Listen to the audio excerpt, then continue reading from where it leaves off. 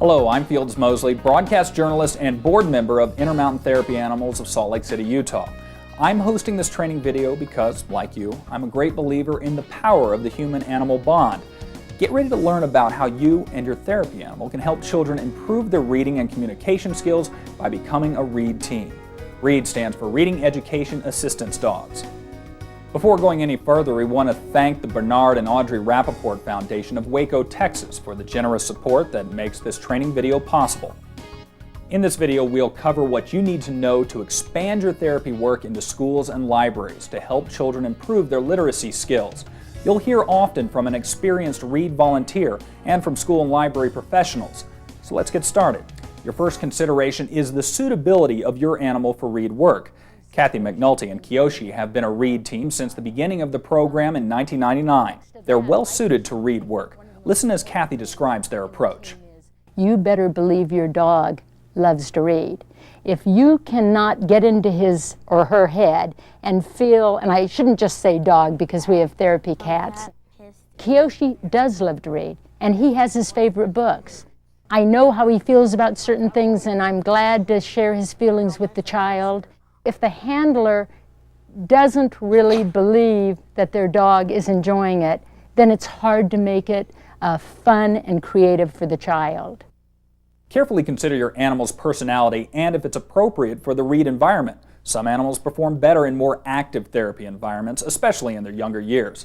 Now back to Kathy as she guides you through a checklist of preparations that will determine your readiness for READ work. The most important thing is an obedience background.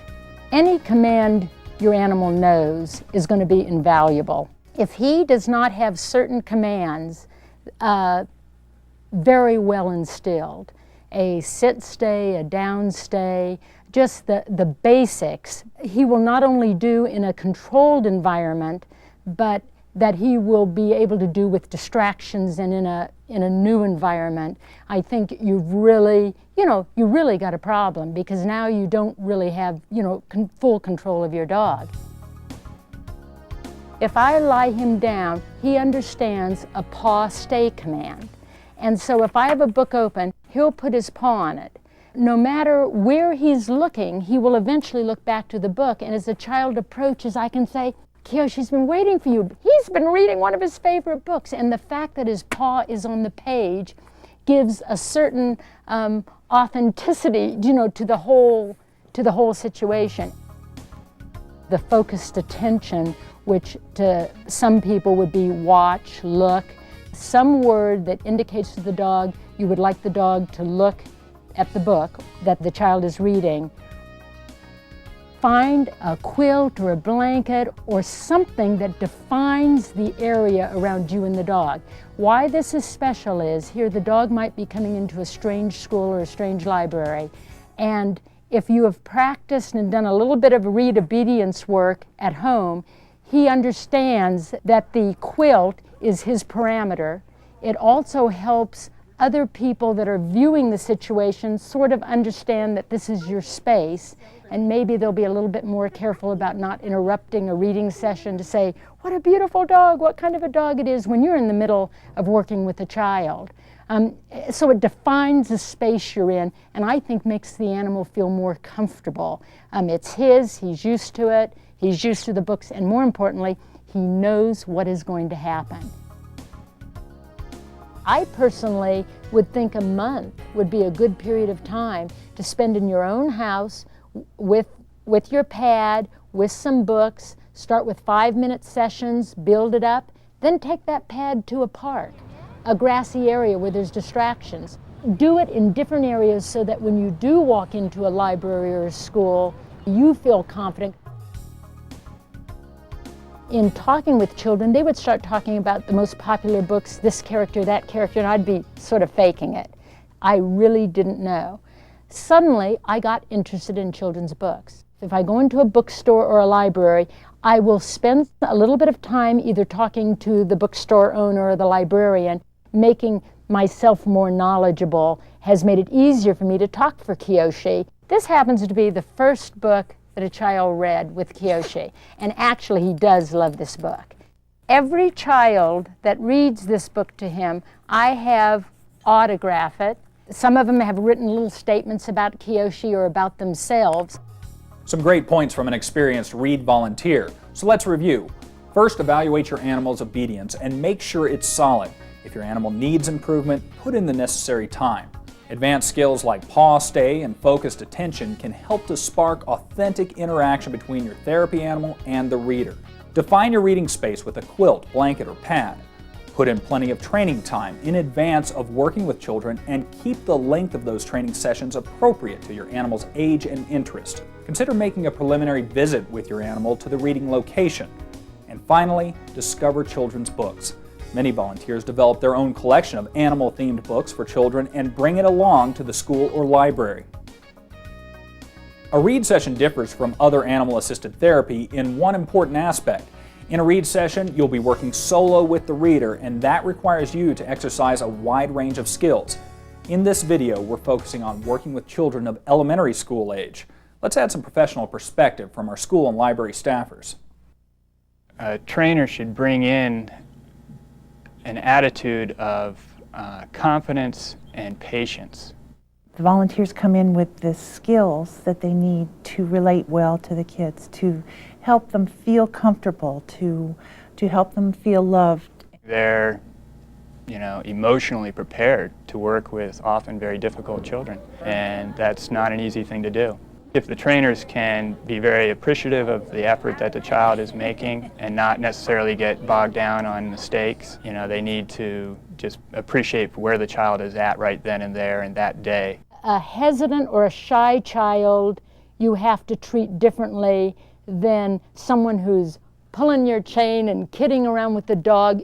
So sort of being a chameleon. They're non-judgmental, they're encouraging, they remember things about that particular child. When they see that child again, oh, I love that book that we read the last time. I think your personality is an integral part of this process. People have to reach deep inside. I would hope that they would all have natural curiosity, be creative, have fun with the child. Lots of great advice that applies to both of the venues you'll be reading in, the school and the library. Now we'll explore each venue separately. The main difference between them is that the READ program in school is an example of animal-assisted therapy, while in the library it's animal-assisted activity. Here's Lance, an elementary school reading specialist on the school setting. Well, I think the environment in the after-school program works best when it's a very safe, comforting environment for the children. Because of the demeanor of the dog, they're often very much more relaxed than they would be in their normal classrooms. They really feel like they're a part of a group rather than getting remedial help with their reading. The trainers really care about these children, and that really promotes excellence on the part of the children. They're not just reading for a grade, they're reading for a person. They have one-on-one time with somebody who can really show that they're interested in their growth as a person and as a reader. I think it's very important for the trainers to acquire as much knowledge as they can about the children. First of all, what grade level their child is reading at relative to their actual grade, what level of confidence the child expresses in the classroom, whether the child is shy or not. Often shyness in a large class is enough to shut down a child's learning. We try to get children that are below grade level on their reading, but then we also try to get children that may be having some behavioral issues that we could support. I think they should not be afraid to get into some of the specifics of the child's reading habits and how they can interact with that child to support a happy, enjoyable environment where the child can really shine. We want them to be able to practice the skills they're already learning so that we can reinforce the school curriculum. And so it's a matter of helping the trainers become teachers. The school setting presents a major challenge in that you won't be interacting with a therapist while working with the child. You alone act as the mentor, making decisions on how to best support the reader's progress. This requires thoughtful preparation on your part, but you aren't completely on your own. Outside the session, you share responsibilities with a school staff person, usually a teacher or a reading specialist, a person like Lance. It's his job to select the readers, communicate with you about their goals, assist in selecting appropriate level books, and to monitor their progress. Consider school staff your teammates. Talk with them about the children and any problems they're having. Communication with school staff is essential to a full understanding of your reader. Keep in mind that learning to read is difficult, likely much harder than you remember, and that a complex mix of skills has to be developed. Now back to Lance as he describes an after-school session. Normally we'll have about 3 kids reading with the dogs, and then I'll have 4 or 5 at the table. And I try to get different age groups in there as well. So some of the older kids can work independently on their homework, whereas the younger kids need more of my help. What I do specifically is try to make sure that the children get enough one-on-one time with the reading teams. I have to kind of run interference because the children are always wanting to go over to the dogs. So I try to have some fun activities for them at another table. We try to get each child at least 20 minutes with the dogs. And so we're trying to not only bring up their reading levels, but also to increase their confidence with literature and opening up that whole world of literature to them. It's hearing the children talk about the books that they read. They're actually talking about the meaning behind the books, the lessons in them. And a lot of children have difficulty with expressing themselves and their ideas. They always want to give what the teacher wants to hear. And by just being able to have a more relaxed conversation about the literature that they're reading, it gives them an opportunity to express themselves and develop their communication skills. Now it's time to move from the school to the library. Read sessions in the library are categorized as animal-assisted activity. Library sessions aren't considered therapy since they're not goal-oriented and the reader's progress is not documented. Let's hear more about the library setting from Dana Tompowski. The program is really beneficial for the library because what it does is offer the children yet another fun thing about coming to the library, a fun thing about books. They learn about dogs. Many of them don't have a pet perhaps at home, and this is their chance to understand what it's like to have a pet. Some children will come into the library and have a fear of an animal, and the teams are very, very sensitive to those kinds of issues with the kids. It may take some outreach on the human's part to bring the kids in. You often need that encouragement. If a child would like to read to the dog, we can't say to that child, "Are you a good reader? Well, then you don't need to read to the dog." Or, "If you're a bad reader, come on over and we'll help you." No, that's something that the schools can manage through the read programs there. At the library, it just becomes a very fun experience. There are kids out there that count on the dogs being at the library. We found that there were a lot of kids that were repeat customers. The pet partner teams that come in for dog day afternoons at the library always bring dogs who are well groomed. Having been treated with an anti-dander, anti-allergen treatment, it's really important when you're dealing with the public. The pet partner teams are always there. They're reliable. They kind of become part of the staff of the library.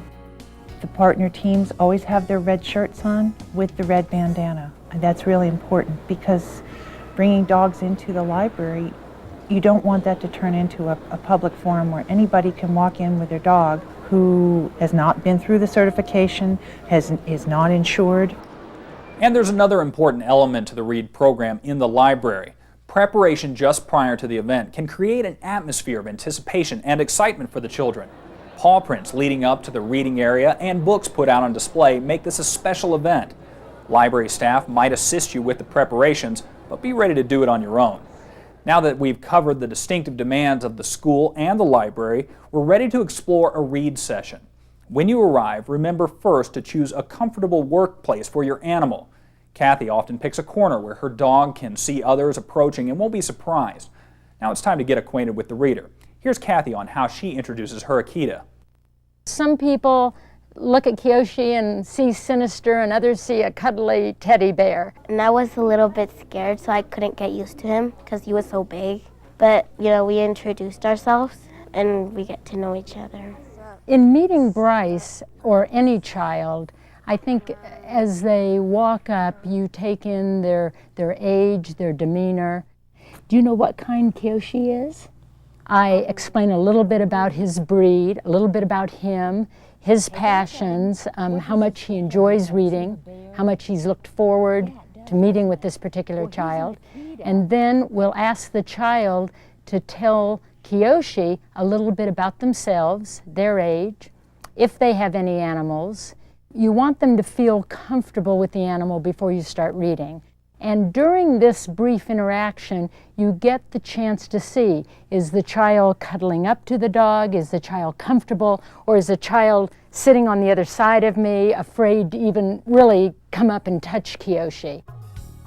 Next up is book selection. Sometimes the child brings a book of their own, but often you can assist in picking out a book that's appropriate to the child's age level and interest. Lance has some thoughts. If you're giving the child a book that is too easy for them, then they're going to get bored and just not use all their skills. So we want to give the child a chance with a trainer who's very supportive to read something that's maybe a little bit beyond their level. We try to challenge them without necessarily giving them a lot of trouble reading. We also try to select a lot of books that are about animals.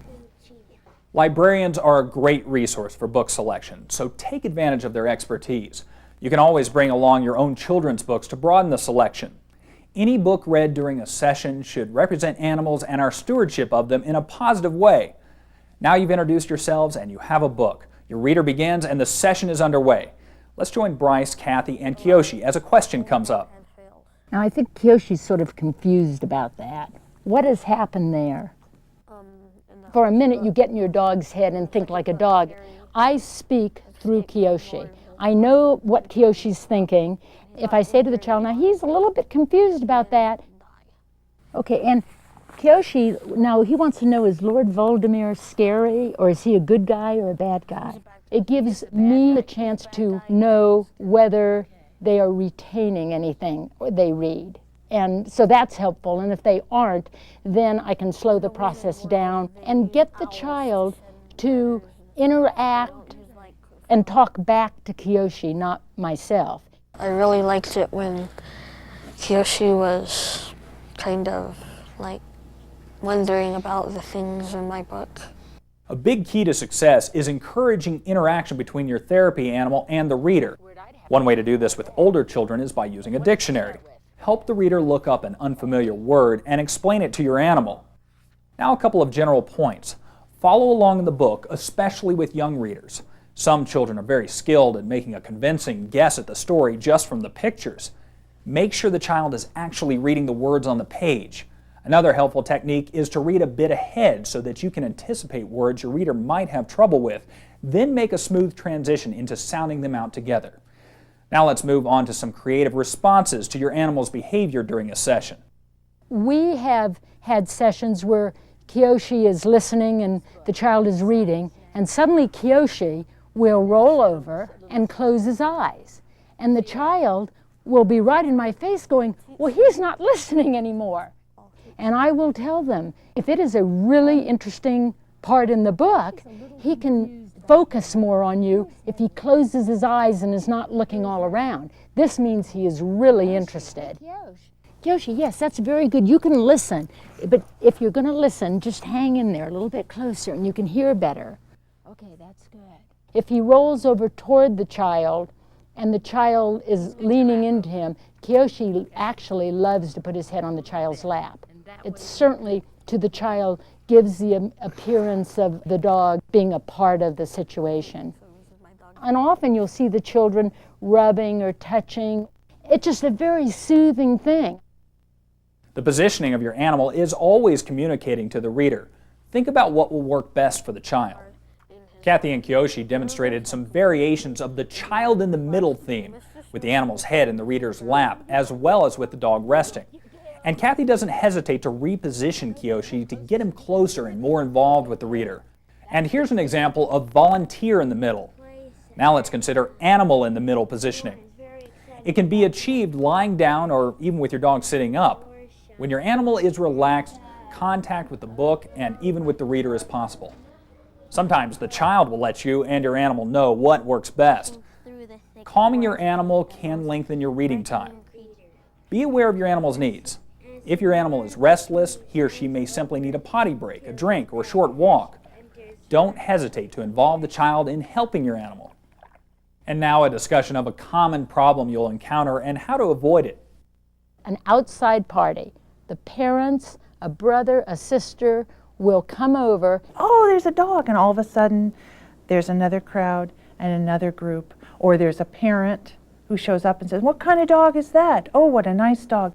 And it sort of breaks the magic moment, and I think you have to be somewhat diplomatic. Some way to kind of do some organization or management, crowd management. And it would also draw the attention away from the child, and I think in a way say to the child, hey, you aren't the important one in this situation. The time that that child is reading to your therapy animal, that's the time for the child, and that shouldn't be infringed upon by others. I now try to avoid that from ever happening in the first place. So now, if I see it, you see it in their eyes, they're coming, I'll go. I'll give some little motion like I'll be with you in a second. A sign like this one posted strategically near your reading area can also help prevent interruptions. Ending a session almost always presents a challenge. Nobody wants to stop. Many a child has not wanted to stop a session where you have to, and we say, okay, Kiyoshi will put his paw right here, let's make a little mark, and boy, next week he cannot wait to find out what happened to, the rabbit or whatever. When it is time to stop, first review what you've read with the child. This is a good time to encourage their communication. Tell the child that your animal really enjoyed reading with him or her. Make sure to thank the child. A high five can be fun. A creative way to end a session is with a potograph, often used by our read teams. A potograph is an autograph by your animal, made in the reader's own book. Kids enjoy having their book personalized by their dog. Then, of course, comes the reward, something every animal responds to. It's real special after the child finishes a reading session to be able to give him a small treat. And that keeps Kiyoshi looking forward to, the situation too. And often the children that he reads to on a regular basis just bring him in things. And Kiyoshi really knows that he will get something special. Keep the treat small and make sure your reader knows how to properly offer a treat, like this, with a flat, outstretched hand. After you've absorbed the information in this video and the rest of the material in this package, you and your therapy animal will be well on your way to becoming an effective read team. Remember that reading is critical to a child's success in life. A common trait of children who excel in school is a love of reading. You and your therapy animal are helping to instill that love. Kathy McNulty has seen the benefits time after time. The improvement that was being made, the difference in self-esteem, the difference in, especially in a school environment where other children would look upon this child as special because they had a read dog, and the confidence it gave. I think that's the biggest thing, the confidence it gave, having an animal to read to. Your efforts to prepare yourself and your therapy animal will make a great contribution to the children in your community. Enjoy yourself and inspire those readers. Remember to come back and review this tape now and then to refresh your outlook. For Intermountain Therapy Animals, I'm Fields Mosley. Happy reading.